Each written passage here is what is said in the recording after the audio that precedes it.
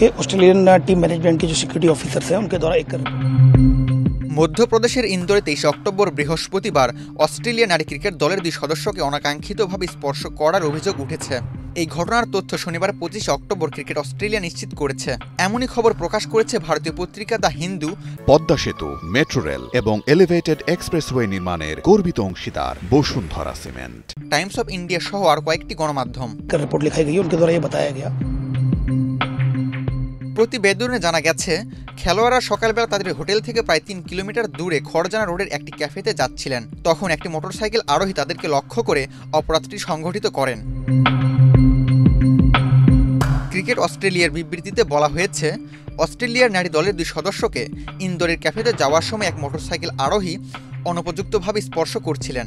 ঘটনাটি দলের সিকিউরিটির মাধ্যমে পুলিশকে জানানো হয়েছে এবং পুলিশ বিষয়টি তদন্ত করছে।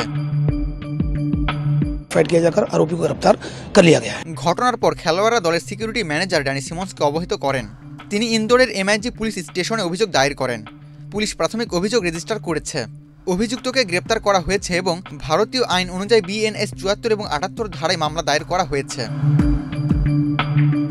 এদিকে অস্ট্রেলিয়া দলের এই ঘটনা চলাকালীনই টুর্নামেন্টের শেষ রাউন্ডে দক্ষিণ আফ্রিকার মুখোমুখি হয় দলটি। ইতোমধ্যেই 2টি দলই সেমিফাইনালের টিকিট নিশ্চিত করেছে।